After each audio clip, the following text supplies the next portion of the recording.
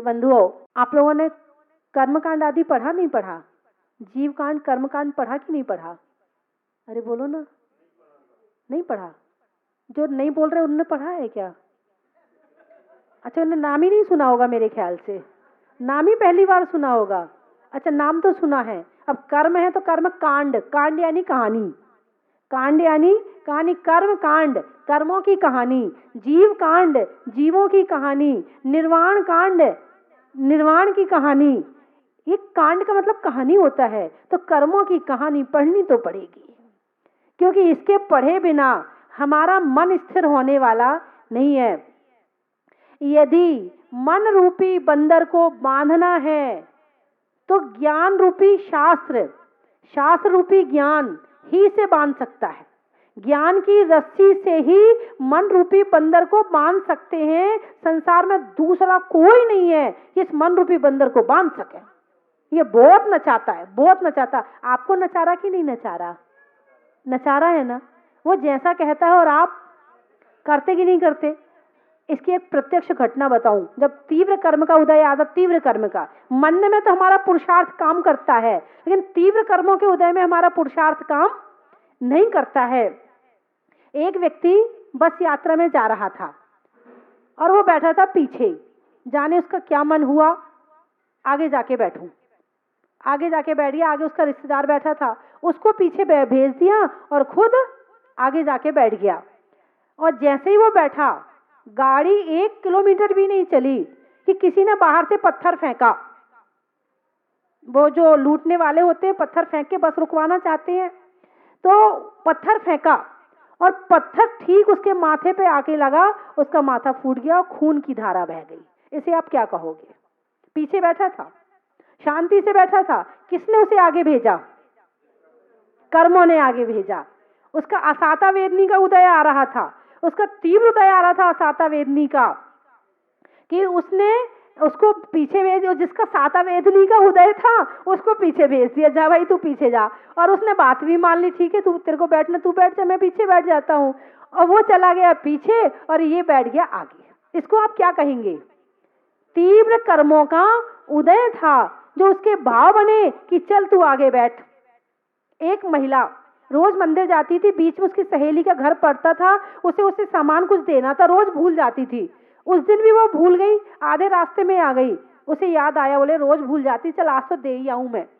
वो गई घर, वापस सामान लेके आई, उसके घर गई, दरवाजा खटखटाया, उसने दरवाजा खोला तो उसने कहा तू एक दरवाजा खोल के, वो अंदर गई। बोले वो दूध जरा गैस पे रखा हुआ है, मैं उसको बंद करके आती हूँ। वो अंदर गई और इतने में जहां वो अंदर खड़ी थी, उसके घर के मकान की छत गिरी और उसका सिर फट गया। इसे आप क्या कहेंगे? किसकी गलती कहेंगे आप? वैसे चोट लगे तो हम सबकी गलतियां मानते हैं, इसमें आप किसकी गलती कहेंगे? कर्मों की ही गलती है कि उसका तीव्र उदय ऐसा आया कि उस दिन जबकि वो भूल गई थी सामान, फिर भी घर वापस जाके लेके आई और वहां उसका माथा फट गया।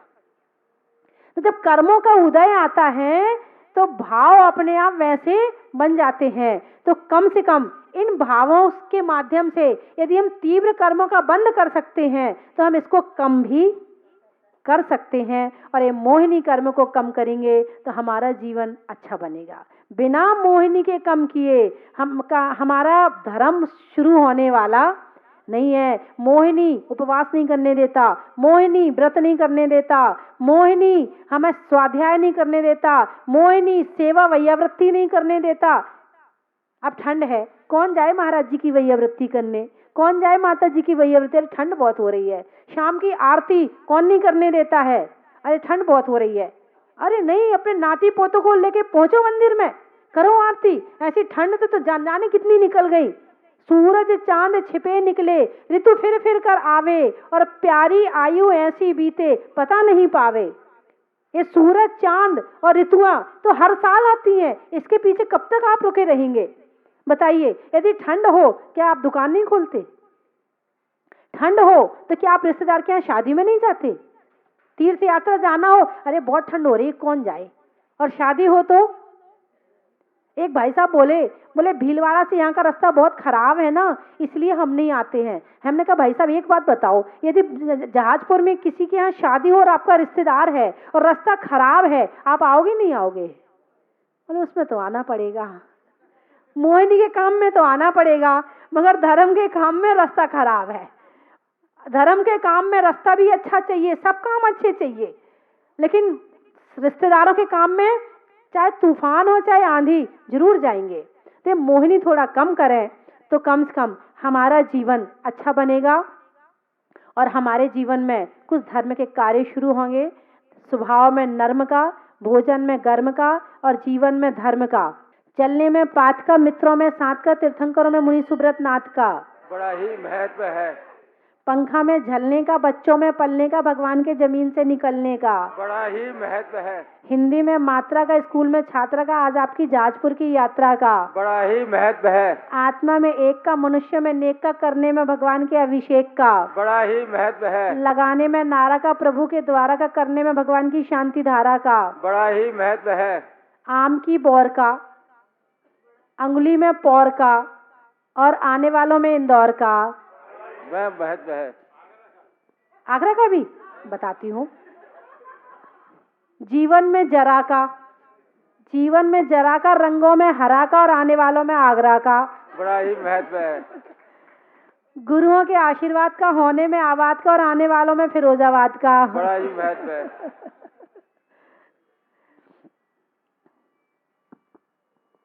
बिहार में आरा का, बिहार में आरा का, थर्मामीटर में पारा का और आने वालों में साढ़ौरा का बड़ा ही महत्व है। और कहाँ से आए? जयपुर। गाने में सुर का, नृत्य में नूपुर का और आने वालों में जयपुर और शाहपुर का, शाहपुरा का बड़ा ही महत्व है। नदी में नाव का, शरीर में पांव का और आने वालों में गुड़गांव का बड़ा ही महत्व है। ताश के पत्ता का, राजनीति में सत्ता का और आने वालों में कलकत्ता का बड़ा ही महत्व है। और कहाँ वाले बच्चे हो गए सारे? ब्यावर। अच्छा, किसान में हर का, पक्षी में पर का और आने वालों में ब्यावर का बड़ा ही महत्व है।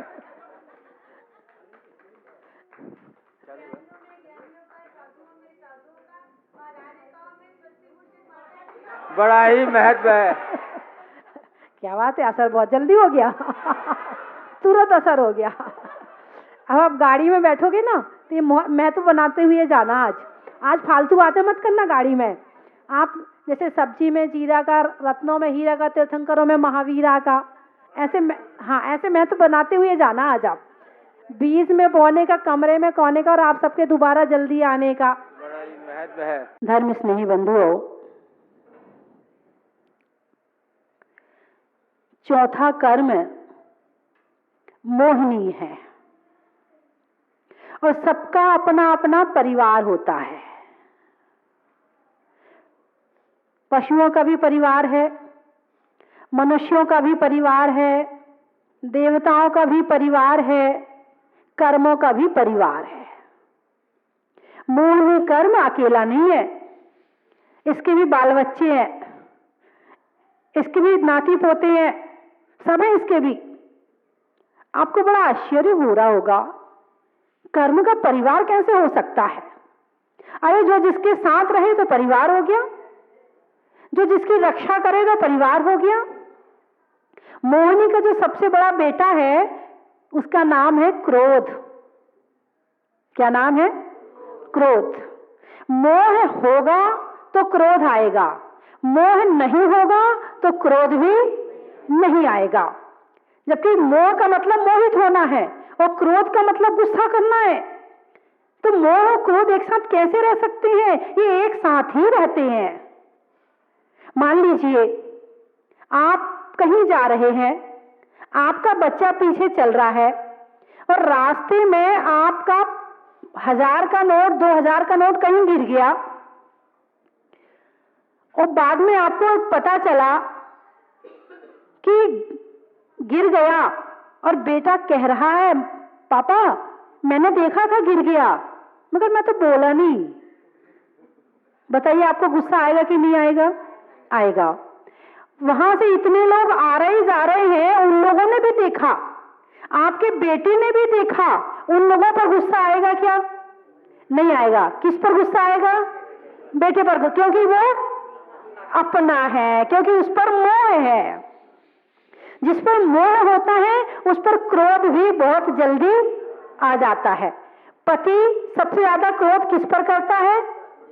क्या बात है, पत्नी सारी एक साथ बोल रही है? पत्नी पर क्रोध करता है। क्यों? जितना मोह उतना क्रोध, और जितना कम मोह उतना कम क्रोध। पड़ोसी पर इतना क्रोध नहीं आता, अरे वो जाने, उसका बच्चा जाने, हमें क्या करना है, क्योंकि आपका मोह नहीं है। वो पढ़े ना पढ़े, उसका बच्चा फेल हो जाए, हमें क्या करना है। और आपका बच्चा ना पढ़े तो गुस्सा आएगा कि नहीं आएगा? आएगा, क्योंकि अपने बच्चे पर मोह है। तो ये जो क्रोध है, जहां मोह होता है वहां क्रोध अवश्य आता है, गारंटी से आता। और जितना ज्यादा मोह होगा उतना ज्यादा क्रोध आएगा। इसीलिए सभी कषायों में सबसे पहले कहते हैं मोह कम करो, क्योंकि सबसे ज्यादा क्रोध दिलाने वाला कौन है? मोह है। बहुत से लोग आते हैं मेरे पास, माता जी कोई मंत्र दे दो, मुझे बहुत गुस्सा आता है, मैं बहुत क्रोध करता हूं, घर वालों को बहुत परेशान करता हूं। तो सबसे अच्छा उदाहरण इसका यही मिलेगा, क्रोध कम करना है तो मोह कम करो। जरूरी नहीं है कि आप कहो हे भगवान मेरा गुस्सा कम कर दे, हे भगवान मेरा गुस्सा कम कर दे, तो गुस्सा कम हो जाएगा। नहीं होगा। मोह कम होते ही गुस्सा अपने आप कम हो जाएगा। अब मान लो घर में तो करते ही करते हैं, दुकान पे भी गुस्सा आता कि नहीं आता? ग्राहक पे गुस्सा आता कि नहीं आता? काम ना बने तो गुस्सा दौड़ के चला आता है। तो क्रोध को कम करने के लिए वस्तुओं से मोह भी कम करना पड़ेगा। ग्राहक पर गुस्सा क्यों आया? क्योंकि वो वस्तु नहीं खरीद रहा है। खरीद ले तो खुश हो जाओगे, नहीं खरीदे तो गुस्सा आएगा, है? तो वस्तु से मोह है, इसीलिए ग्राहक पे गुस्सा आया। पैसे से मोह है, इसीलिए ग्राहक पर गुस्सा आया। होता कि नहीं होता? आप पैसे से मोह खत्म कर दो, पैसा आए तो ठीक, नहीं आए तो ठीक, जो होना होगा हो जाएगा। फिर देखो ग्राहक पे गुस्सा आता कि नहीं आता? नहीं आएगा गुस्सा, क्योंकि आपका पैसे से मोह है ही नहीं है।